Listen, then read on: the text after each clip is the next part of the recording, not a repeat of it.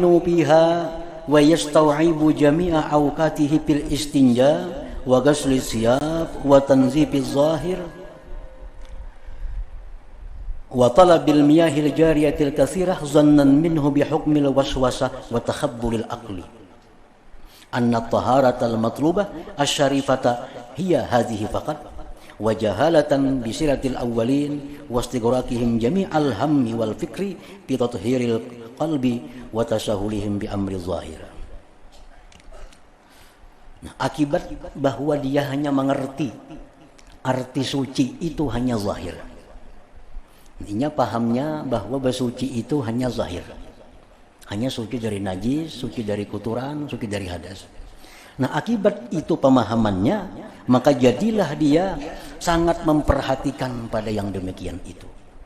Sehingga orang ini sangat memperhatikan dengan berwudu, dengan mandi, dengan bebersih lain-lainnya.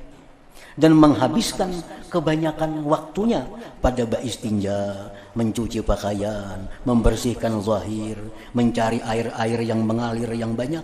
Karena sangkaan daripadanya dengan hukum waswas dan kebuduhan akalnya. Bahwa suci yang dituntut, yang mulia itu dia hanya ini saja. Karena dia jahil dengan sejarah orang dahulu dan menghabiskannya orang dahulu akan sekalian keinginan dan pikir pada membersihkan hati dan kurang lebihnya mereka pada urusan zahir. Nah, kalau orang dahulu mereka urusan bersuci itu kurang lebih kebersihan pakaian, kebersihan badan, itu mereka kurang lebih. Tapi kalau urusan mensucikan tubuh dari dosa, urusan mensucikan hati dari sifat yang kada baik, nah itulah yang menyita kebanyakan waktu mereka. Itu yang penting yang mereka kerjakan, itu yang mereka habiskan kemampuan mereka untuk mensucikan yang di belakangnya tadi, di belakang daripada zahir itu.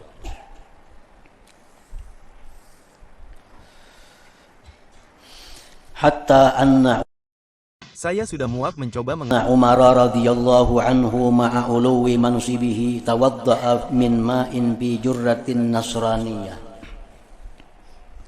Bahwa Umar bin Khattab beserta tingginya pangkat beliau, orang yang sudah dipastikan surga, Umar bin Khattab, beliau mau berwudu dari air yang ada di bejana, di wadah seorang perempuan Nasrani. Artinya beliau mau berwudu di sebuah tempat, di wadah nang banyu dalam situ ampunnya orang Nasrani. Walakat kanu yusallun ala ardin fil masajid, dan sungguh mereka sembahyang di bumi, di masjid. Dulu sembahyang mereka kada berpesahapan, kada bersajadah, kada bahamba, kada bertikar, di tanah sembahyang. Nah, artinya apa? Bahwa mereka urusan kebersihan zahir itu mereka nomor berikutnya. Mungkin kita kan sembahyang di tanah, asa riket benar, asa jijik benar. Pada orang bahari, orang dahulu itu kada jadi soal. Yang penting mereka bersih tubuhnya daripada dosa, bersih hatinya dari sifat yang tercela. Perkara sembahyang di tanah itu mereka kurang lebih kada mempermasalahkan. Wa kanu yaqtasirun 'alal hijarah fil istinja, dan mereka itu cukup istinja dengan batu. Nah, mereka beristinja cukup dengan batu. Namun kita kada cukup dengan batu, makai banyu, bersabun pulang begitu.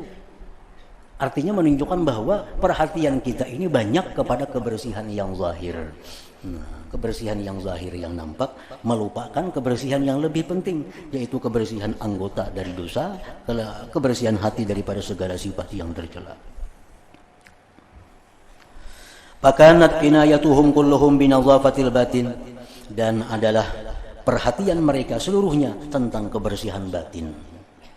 Walam yunqal an ahadin minhum su'alun an daqaiqin najasat, dan tidak ada dinukil dari salah seorang mereka pertanyaan-pertanyaan tentang najis yang halus-halus. Artinya mereka itu dalam hal najis mereka bisa kurang lebih. Ada najis yang dianggap dimaafkan. Sementara kita kalau najis itu dianggap hal yang sangat besar. Padahal najis itu ada yang dimaafkan. Oleh karena itu mereka kurang lebih dalam hal najis. Tapi kalau urusan najis dalam hati, nah itu mereka akan sungguh-sungguh berusaha untuk menghilangkannya. Wa qad intahatin naubah ila ta'ifatin yusammuna ar-ru'unah nazafatan. Dan sungguh sampailah masa, sampailah giliran kepada satu kelompok yang menamakan hal-hal yang melampau batas itu kebersihan. Fa'aksaru awqatihim, maka kebanyakan waktu mereka digunakannya bitazyinihim az-zawahir, pada memperhiasi mereka akan yang zahir. Nah, sampai ke suatu masa di mana orang-orang sudah mementingkan kebersihan yang zahir, sudah mementingkan perhiasan yang zahir, sudah mementingkan pakaian yang zahir.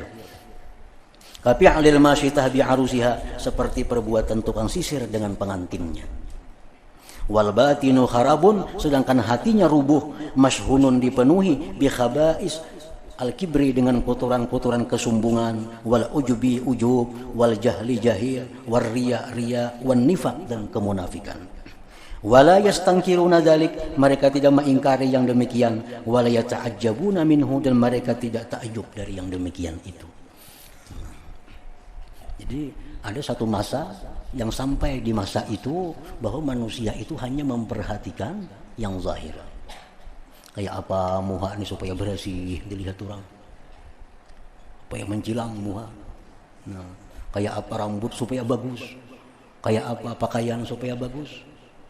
Nah, sampai ke masa itu, dan mereka membiarkan hati mereka rubuh, hati mereka kada terawat lagi, hati mereka kada terjaga lagi, karena sibuk memperhiasi, membersihkan yang zahir.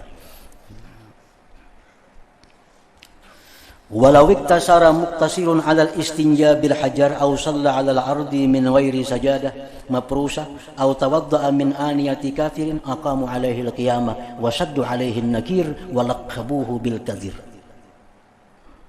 Jikalau ada orang istinja lawan batu aja, dipadahkannya jijik, dipadahkannya purici. Padahal istinja dengan batu itu dibenarkan oleh agama dan dianggap itu sudah bersih. Tapi kalau ada orang yang sombong, kalau ada orang yang ujub, itu dianggapnya biasa. Dianggapnya hal-hal yang biasa. Kalau ada orang sembahyang kada bepasahapan, langsung di tanah ini sembahyang, tentu dianggapnya ini orang-orang yang kotor, orang yang jijik, orang yang kada bersih. Padahal dalam agama tidak ada larangan sembahyang di atas tanah itu. Nah, panzur, tengoklah olehmu, kaifa saral munkaru ma'rufa wal ma'rufu munkara. Ini namanya adalah sesuatu yang munkar sudah dikatakan baik, sesuatu yang baik dikatakan munkar. Orang bersuci dengan batu dianggap jijik, orang sembahyang kada bersajadah di atas tanah dianggap kotor. Padahal itu agama mengatakan itu ma'ruf, itu baik.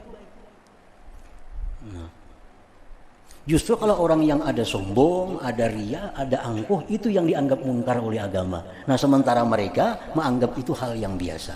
Nah, sampai giliran ke masa seperti itu. Panzur kaifa saral munkaru ma'rufa wal ma'rufu munkara. Wa kaifan darasa minad din rasmuhu kaman darasa hakikatuhu wa ilmu. Dan bagaimana hilang dari agama ini tulisannya, sebagaimana hilang hakikatnya dan ilmu agama. Nah, idza arafta hadhil muqaddimah, bila engkau sudah mengenali ini muqaddimah, fal natakallam, kami akan berbicara al-an sekarang, min maratibit taharah, dari martabat bersuci. Itu alar rabi'ati, atas martabat yang nomor 4. Wahya nazafatuz zahir. Nah, di sini akan dijelaskan tentang bersuci yang 4 martabat tadi.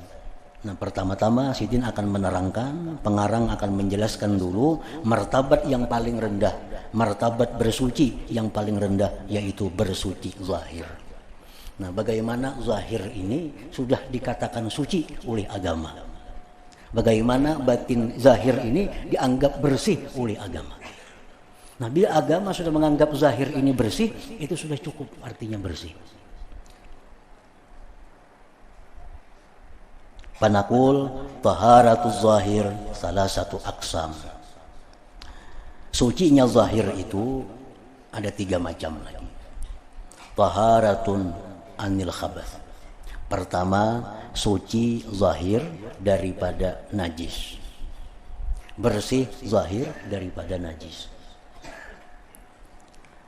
Nah, dengan apa caranya menghilangkannya, dengan apa caranya membersihkannya, nah akan dijelaskan oleh pengarang.